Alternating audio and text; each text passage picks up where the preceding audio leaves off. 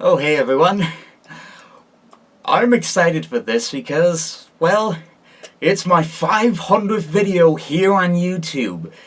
It's exciting. I mean, I can't believe I've actually reached this far in a video milestone.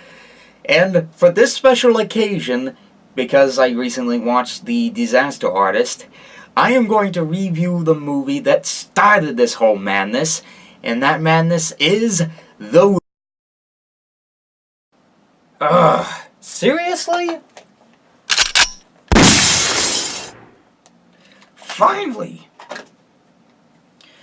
So as you can tell, this video is coming on the day that net neutrality has either been demolished thanks to the former Verizon lawyer, or, this could be the other way around, we won the battle for net neutrality. And it's still here. Whatever happened today, we had ourselves a good fight. So, I guess with that in mind, let's talk about our movie here. This is coming out the day before Christmas Movie Fridays, and as you can tell by the title, I'm ever so excited for this. Because this movie right here, if you have not Googled it or searched on YouTube or even heard of one of those midnight screenings much like Rocky Horror Picture Show, then pretty much you may not be familiar with a movie called The Room. This movie is ranked up as probably one of the most so bad it's good movies. The one that many people watch on a daily basis just to see how strangely bad this movie is. It's been rated by the St. Cloud State University in Minnesota, describing The Room as the Citizen Kane of bad movies. But it's also to a certain extent that The Room only played in some limited number of theaters in California. It soon just spread around as a cult film with a bizarre, unconventional storytelling and just the way that it's just so off-putting that, honestly, there are lots of people on here that have reviewed this movie before, so adding my opinions on it will probably not add much to this. But with the rise of the internet, and thanks to networks like Adult Swim that used to play this around April Fool's Day, basically The Room became now a staple of cinema, a way on how a film can be so bad it's good. And we all have our guilty pleasures, right?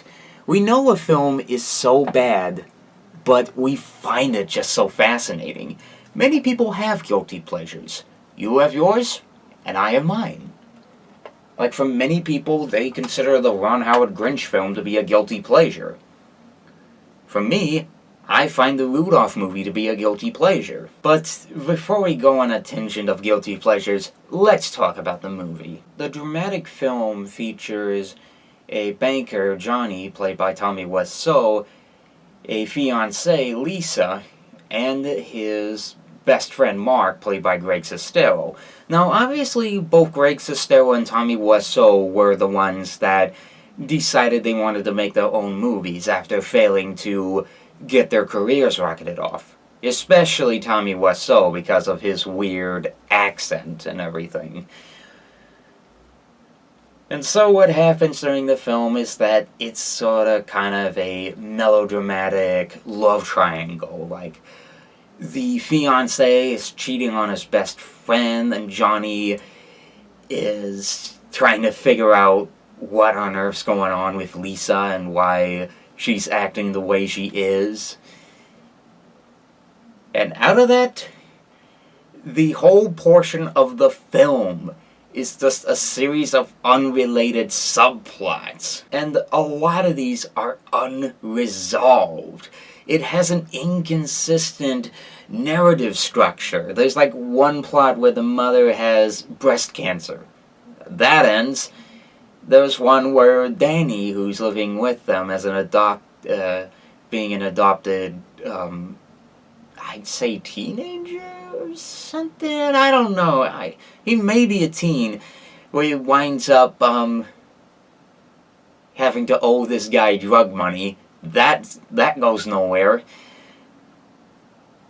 There's the question of who everybody is, the unnecessary scenes that happen here and there. It just feels like a film on how you're not supposed to do this.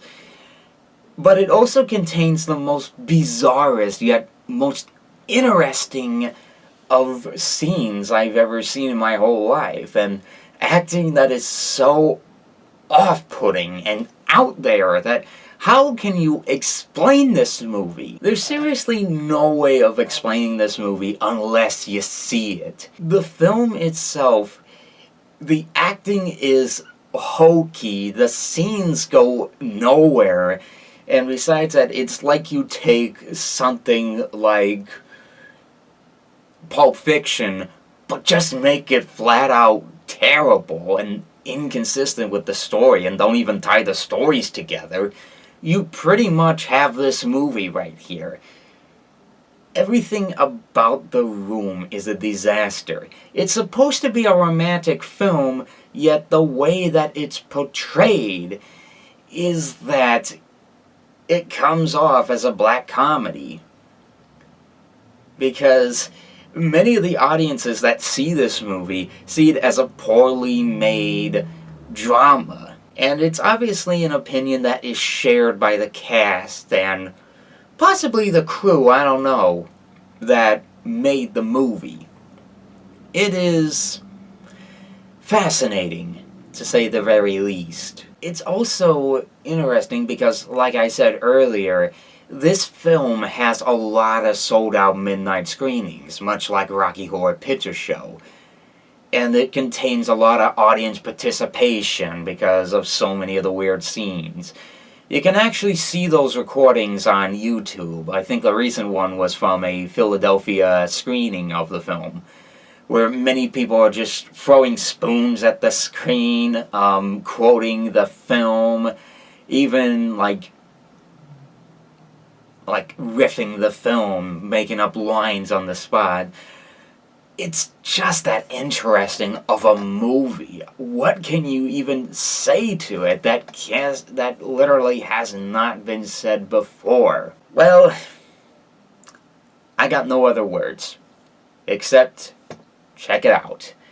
I'm serious when I say this. This is a film that is incredibly terrible, but if you're willing to see one of the most oddest and bizarrest of movies, this is up the alley. This is the craziest film that anyone has ever produced in the history of anything. I mean, for Pete's sake, what do you do with a movie like this that hasn't been said before? But since this is coming on the heels of Christmas Movie Fridays, and besides that I have Home Alone 4 to take a look at tomorrow, my question to you is, The Room. Have you seen it? What do you think about it?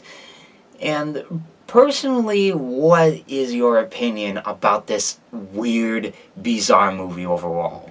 Whatever your thoughts are, comment below and let me know. And as always, if you like what you've seen here and you want to see more, well, just look around you if I can get my lazy bum to edit the end slate if you want to see more. And as always, I'm the Ferb Guy, and I'll see you guys for the next movie.